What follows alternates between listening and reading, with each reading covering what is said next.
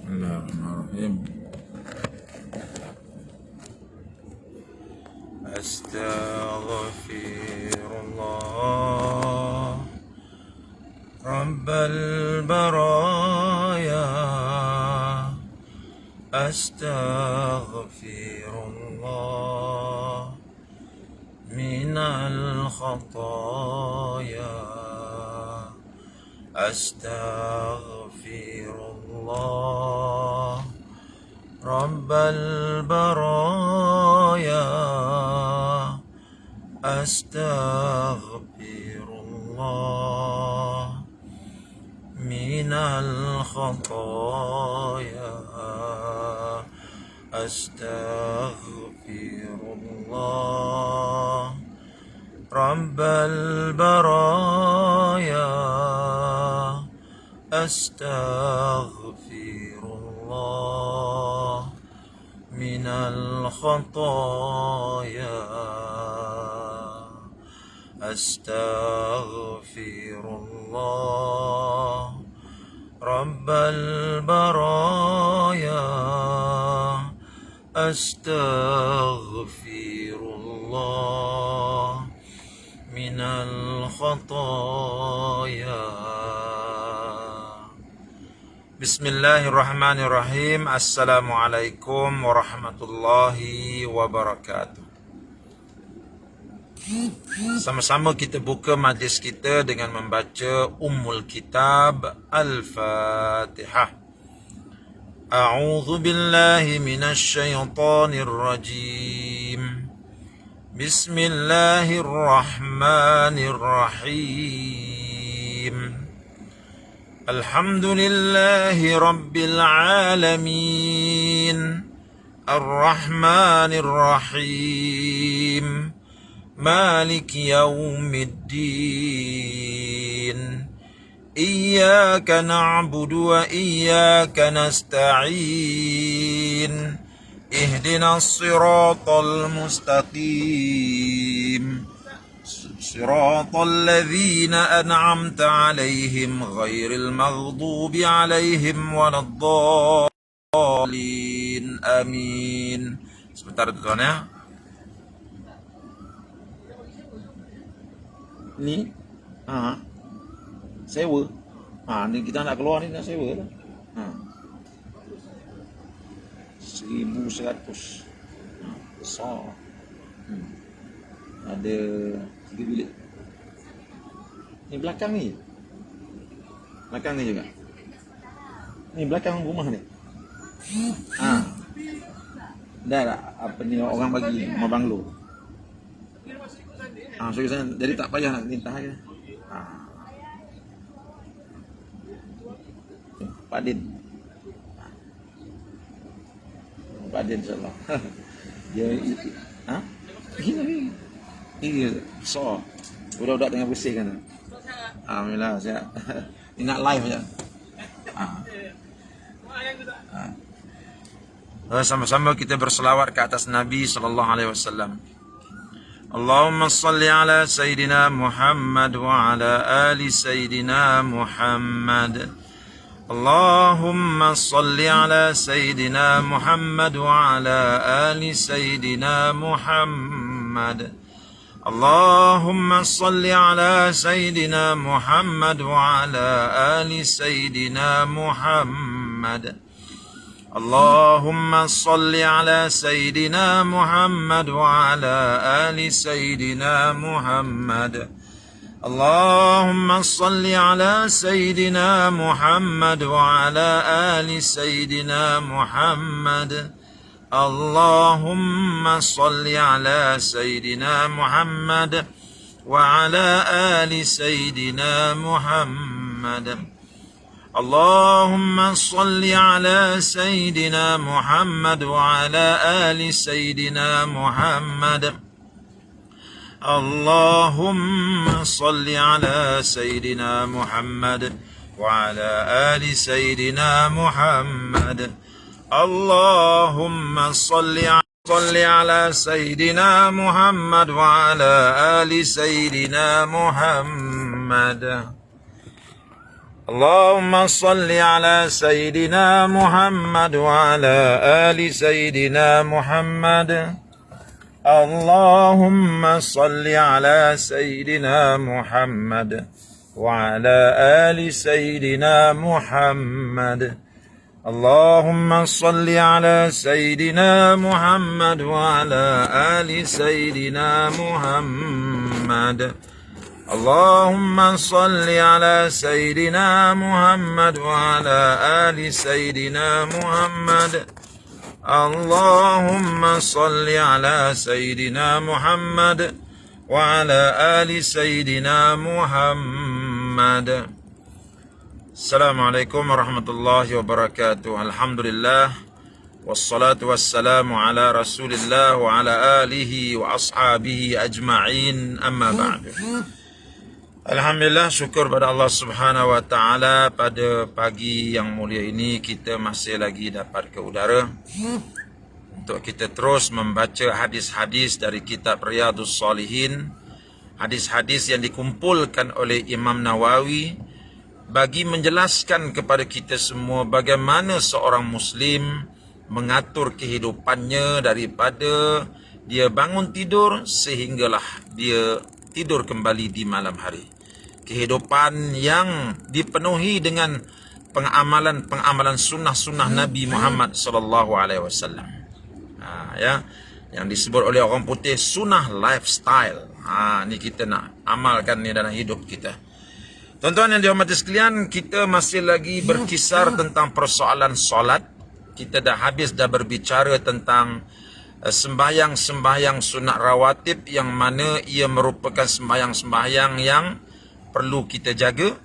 Ya, jangan selepas solat fardu kita terus lipat kain sejadah, kita terus menanggalkan telekong kita dan kita buat kerja-kerja duniawi. Lepas kita sembahyang fardu, pastikan kita berwirid terlebih dahulu. Ya, wirid-wirid lepas sembahyang merupakan satu perkara yang sangat penting.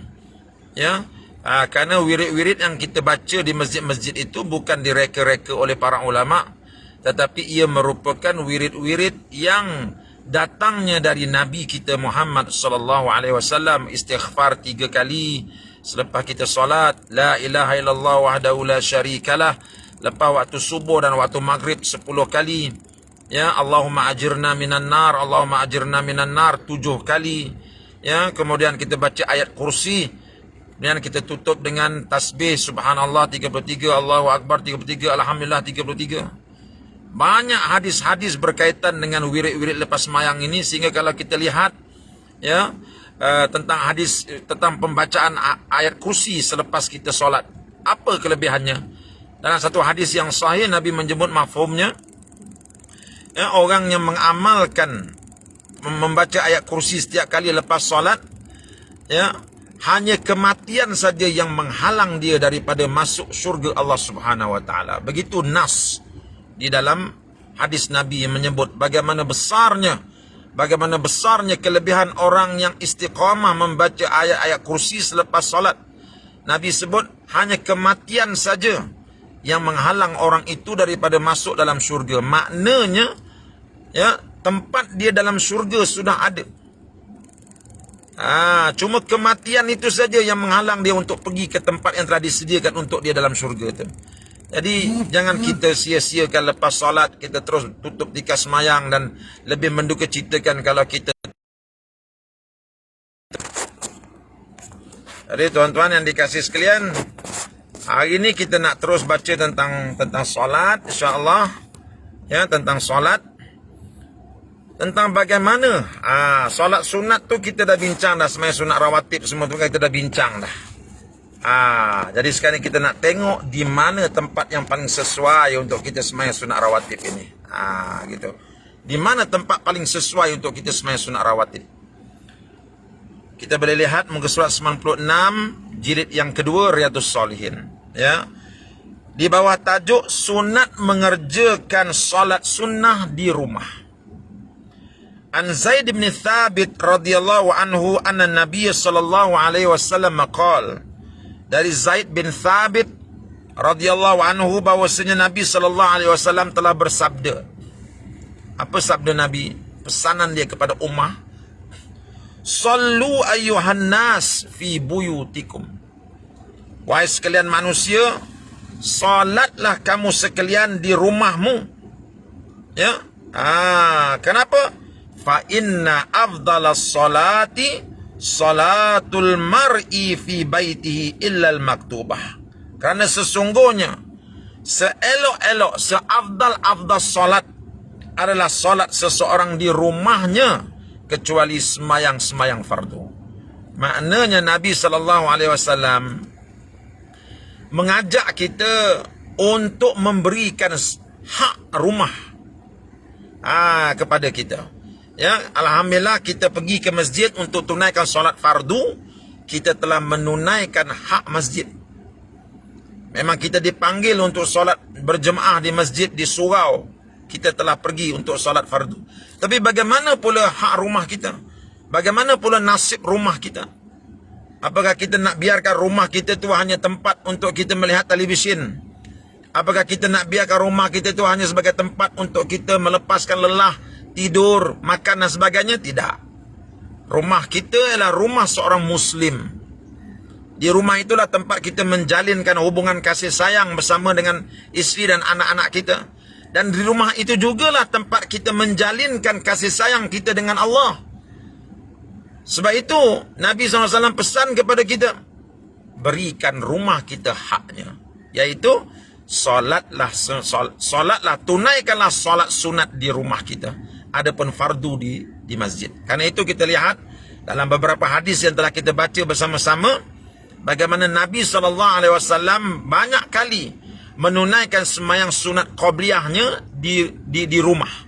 Selepas sunat qabliyah ditunaikan, baru dia ke masjid. Dan selepas sembahyang fardu, beliau kembali semula ke rumah untuk menunaikan sembahyang sunat ba'diyah. Maknanya Nabi SAW memberikan masjid akan haknya, dan Nabi juga memberikan rumahnya akan haknya, iaitu hak untuk mengabdikan diri sujud kepada Allah, rukuk kepada Allah di dalamnya. Ya. Jadi itu lebih baik, dan ini lebih dapat menjaga diri kita daripada penyakit-penyakit hati, umpamanya riak. Ya. Sebab kadang-kadang syaitan ni datang menghasut kita, membisikkan sesuatu kepada kita untuk kita terasa hebat apabila kita dapat tunaikan solat sunat di hadapan kawan-kawan kita di masjid. Ya, maka kalau kita layan bisikan syaitan itu, habislah riak dan ujub itu akan menguasai diri kita. Tapi bila kita balik ke rumah, ya, kita berada dalam bilik seorang diri, tunaikan sembahyang sunat itu, tak ada siapa yang nampak melainkan kita dengan Allah.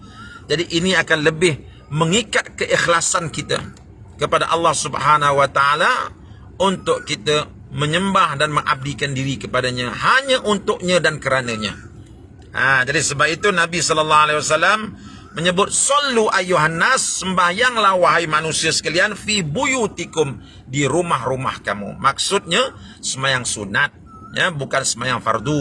Sembahyang fardu tempatnya di masjid, di surau-surau. Adapun sembahyang sunat kita tunaikan di rumah, kemudian barulah kita ke masjid untuk sembahyang fardu.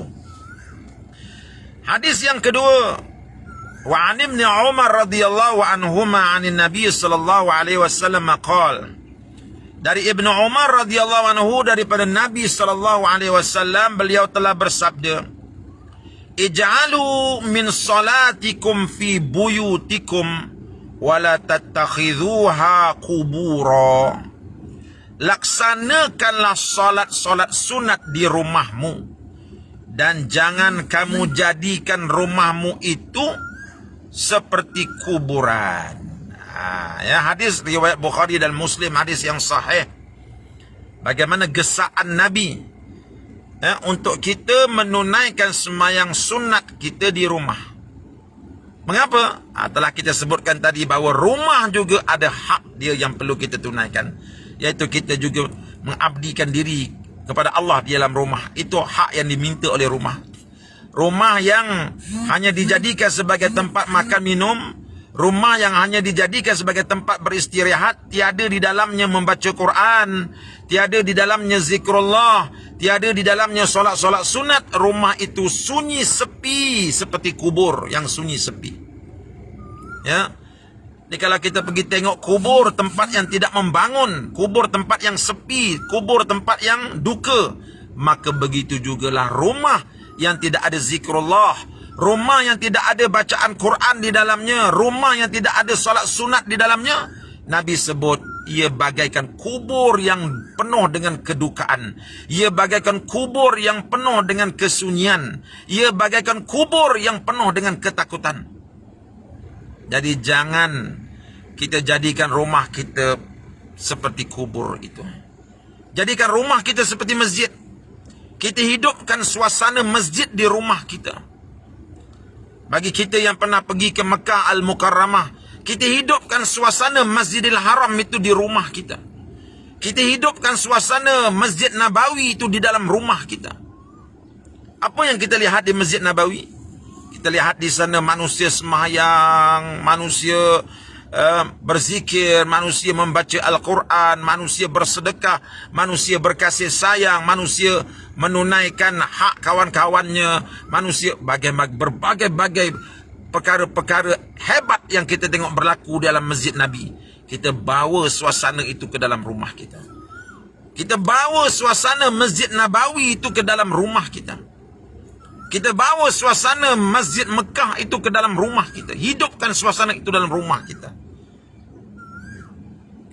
Itulah rumah seorang Muslim. Ya, pada hari ini kita hanya mampu menghidupkan suasana panggung wayang dalam rumah kita. Kita hanya mampu menghidupkan suasana panggung wayang sinema dalam rumah kita. TV dekat rumah kita besar-besar. Berbagai-bagai cerita dari satu movie ke satu movie kita melihat bersama-sama dengan anak isteri kita.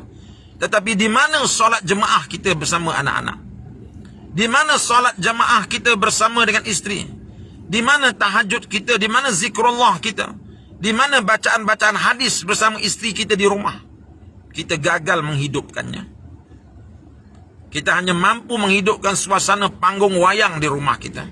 Kita hanya mampu menghidupkan suasana restoran di rumah kita. Kita makan beramai-ramai, berjamaah makan. Tetapi kita gagal menghidupkan suasana berjemaah dalam bersolat. Kita gagal menghidupkan suasana berjemaah di dalam berzikir dan membaca Quran. Karena itu kita melihat rumah tangga kita menjadi rumah tangga bagaikan kubur yang sepi.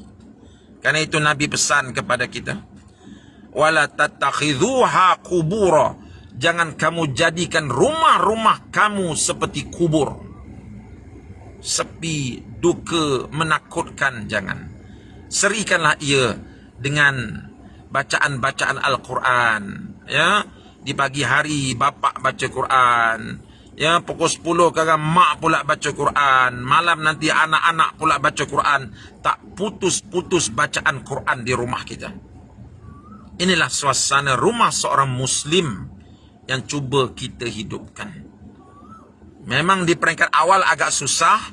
Tetapi kalau kita tidak mulakan, bila kita nak mulakan? Memang di peringkat awalnya agak kekok. Kerana dia bukan amalan kita.